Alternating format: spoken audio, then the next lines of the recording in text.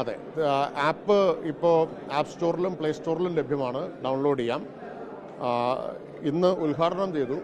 ഇന്ന് അവിടെ വരുത്തേണ്ട ക്രമീകരണങ്ങളുണ്ട്. മിക്കവാറും ഉദ്യോഗസ്ഥരെല്ലാം ഇങ്ങോട്ട് വന്നതുകൊണ്ട് നാളെ മുതൽ എല്ലാ നഗരസഭകളിലും ഈ ക്രമീകരണങ്ങൾ വരുത്തുകയും ഇത് പ്രവർത്തനക്ഷമമാവുകയും ചെയ്യും. മാത്രമല്ല, ഏപ്രിൽ 1 പഞ്ചായത്തുകളിലേക്ക് പോകും. കാരണം പഞ്ചായത്തുകളിൽ താരതമ്യേന എളുപ്പമാണ് കുറച്ചുകൂടി. ഇപ്പോൾ തന്നെ 214ഓളം സേവനങ്ങൾ ILGMS വഴി അവിടെ ഓൺലൈനാണ്.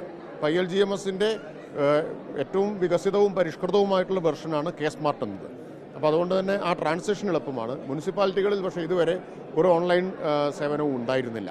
അപ്പോൾ അതുകൊണ്ടാണ് മുനിസിപ്പാലിറ്റികളിൽ ആദ്യം, കോർപ്പറേഷനിലും മുനിസിപ്പാലിറ്റിയിലും ആദ്യം ഇത് നടപ്പാക്കണം എന്ന് തീരുമാനിച്ചത്. ആദ്യത്തെ ഒരു 10-15 ദിവസം നമ്മൾ പൊടുന്നനെയുള്ളൊരു മാറ്റമാണ്. മുൻകൂട്ടി കാണാൻ കഴിയാത്ത ചില പ്രശ്നങ്ങൾ വന്നേക്കാം. അത് ഞാൻ അധ്യക്ഷ പ്രസംഗത്തിൽ പറഞ്ഞത് വീണ്ടും ആവർത്തിക്കുകയാണ്. കാരണം ഒരുപക്ഷെ അങ്ങനെ എന്തെങ്കിലും ചില പ്രയാസങ്ങൾ വന്നാൽ ഉടൻ K-Smart ആകെ പരാജയപ്പെട്ടു എന്ന തരത്തിലുള്ള പ്രചരണം വരാൻ പാടില്ല എന്നതുകൊണ്ടാണ് നമ്മളെല്ലാ സന്നാഹവും ഒരുക്കിയിട്ടുണ്ട്. വരാവുന്ന ഏത് പ്രശ്നത്തെയും കൈകാര്യം ചെയ്യാൻ വേണ്ടിയിട്ട്. ഒരു മുനിസിപ്പാലിറ്റിയിൽ 10 പേരുടെ സേവനം IKMൻ്റെ സാങ്കേതിക വിദഗ്ധരെ കൊടുത്തിട്ടുണ്ട്. 5 പേര് ഹെൽപ്പ് ഡെസ്കിൽ ജനങ്ങളെ സഹായിക്കും.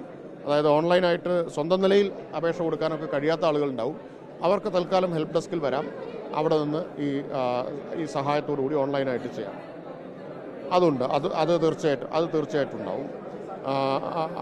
അതോടൊപ്പം തന്നെ ജീവനക്കാരെ സഹായിക്കാൻ 5 പേരെ വേറെയും നിയോഗിച്ചിട്ടുണ്ട്. കാരണം ഈ മുനിസിപ്പാലിറ്റികളുടെയും കോർപ്പറേഷനിലെയും ജീവനക്കാർക്ക് ഈ അനുഭവമില്ല. അപ്പോൾ അവർക്ക് ആശയക്കുഴപ്പങ്ങൾ വരാം. പരിശീലനം നമുക്ക് കൊടുത്തിട്ടുണ്ട്, പക്ഷേ എന്നാലും വരാനിടയുണ്ട്. അപ്പോൾ അതുകൊണ്ട് അതിന് 5 പേര് വേറെയുമുണ്ട്. ഇത് ഒരു താൽക്കാലികമായ സംവിധാനമായിരിക്കും. ഈ ട്രാൻസാക്ഷൻ സുഗമമാവുന്നതോടുകൂടി ഇവരെ പിൻവലിക്കും. ഇതിനെല്ലാം പുറമെ IKM ഹെഡ്ക്വാർട്ടേഴ്സിൽ ഒരു റാപ്പിഡ് റെസ്പോൺസ് ടീമിനെ വിന്യസിച്ചിട്ടുണ്ട്. വരാവുന്ന ഏത് പ്രശ്നത്തിനും അപ്പോൾ ഇടപെടാനും പരിഹാരമുണ്ടാക്കാനും അത്രയേറെ മുന്നൊരുക്കങ്ങൾ നടത്തിയിട്ടുണ്ട്.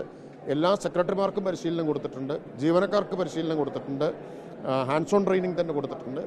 നഗരസഭ ചെയർപേഴ്സൺമാരുടെ വർക്ക്ഷോപ്പ് നടത്തി അവർക്ക് പരിശീലനം കൊടുത്തിട്ടുണ്ട്. ഇതെല്ലാം നടത്തിയിട്ടുണ്ട്. അപ്പോൾ അങ്ങനെ 56 കോടി രേഖകളാണ് പോർട്ട് ചെയ്തിട്ടുള്ളത്. അപ്പോൾ ഇതിൻ്റെ വൈപുല്യം അതാണ്. അപ്പോൾ അതുകൊണ്ടാണ് ഞാൻ പറഞ്ഞത്, ചിലപ്പോൾ നമ്മൾ മുൻകൂട്ടി കാണാത്ത ചില പ്രശ്നങ്ങൾ വന്നേക്കാം. പക്ഷേ എന്തു വന്നാലും ഈ ഓൺലൈനിൽ നിന്ന് തിരികെ പോകുന്ന പ്രശ്നമേ ഉദിക്കുന്നില്ല. ഇതെല്ലാം നമുക്ക് കൈകാര്യം ചെയ്യാമെന്ന പൂർണ്ണമായിട്ടുള്ള ആത്മവിശ്വാസമുണ്ട്. ഹാർഡ്വെയർ എല്ലായിടത്തും ഉറപ്പാക്കിയിട്ടുണ്ട്. അത് നേരത്തെ തന്നെ ഉറപ്പാക്കിയിട്ടുണ്ട്. എല്ലായിടത്തും ആവശ്യമായ ഹാർഡ്വെയർ ഉണ്ട്. ഇൻ്റർനെറ്റിൻ്റെ സ്പീഡ് ഉറപ്പാക്കിയിട്ടുണ്ട്. ഞാൻ തന്നെ നേരിട്ട് ഓരോ സ്ഥലത്തും ഇൻ്റർനെറ്റ് സ്പീഡ് എത്രത്തോളം ഉണ്ടെന്നുള്ളത് വെരിഫൈ ചെയ്തിട്ടുള്ളതാണ്. കാരണം അത്ര സൂക്ഷ്മമായ കാര്യങ്ങൾ പരിശോധിച്ച് ഉറപ്പുവരുത്തിയിട്ടുണ്ട്. കാരണം പലപ്പോഴും വരാവുന്നൊരു കാര്യം ഇൻ്റർനെറ്റിൻ്റെ സ്ലോ ആണ് എന്നതുകൊണ്ട് സേവനം വൈകുന്നു എന്നൊക്കെയുള്ള സ്ഥിതി വരാം. അതുപോലെ തന്നെ സെർവറിൻ്റെ ശേഷി ആവശ്യത്തിൽ കൂടുതലുണ്ട്. എല്ലാ കാര്യങ്ങളും നോക്കിയിട്ടുള്ള ആണ് ഇത് നടപ്പാക്കിയിട്ടുള്ളത്.